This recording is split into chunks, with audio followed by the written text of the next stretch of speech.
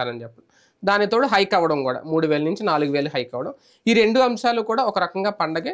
TDP శ్రేణులు, బాబు గారి అభిమానులు వీళ్ళందరూ కూడా పండగే. సాధారణ ప్రజల్లో, న్యూట్రల్ ప్రజల్లో ఆ బజ్ కనిపించిందా? ఆ పండగ వాతావరణం లేదంటే ఏదో సాధించాం, బాబు వచ్చింది మాకు ఇది వచ్చిందని అది కనిపించిందా? ఇప్పుడు మీరు చెప్పిన చిన్న చిన్న కారణాల వల్ల అది మైనస్ అయిందా? లేదు లేదు, అదైతే కనిపించింది. ఎందుకంటే ఇక్కడ ముందు ఒక ఉత్కంఠ ఏమవుతుందో ఏమవుతుందో, జగన్ ఇట్లాగ అన్నాడు కదా ఏంటన్న వచ్చింది, అది సంతోషం.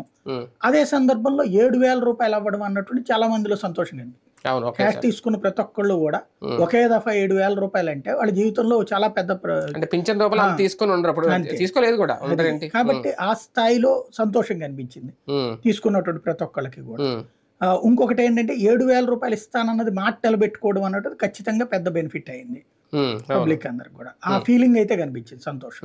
వాట్ నెక్స్ట్ అంటే ఒక కర్తవ్యం పూర్తి అయిపోయింది, నెక్స్ట్ అసలు సీన్ ముందుందా బాబు గారికి? ఆయన చెప్పిన సూపర్ 6లో ఇది ఒకటి మాత్రమే, ఇంకా 18 ఏళ్ళ నుంచి 59 ఏళ్ళ వరకు 1500 ఇది అంటే ఇది కూడా ఒక పింఛన్లో భాగంగా, సామాజిక పింఛన్లో భాగంగా చూడాలి. ఈయన ఇచ్చిన ప్రత్యేక హామీల ఇది సూపర్ 6లో కాదనుకుంటా. పింఛన్ అనేది సపరేట్ గా ఇచ్చిన హామీ కదా.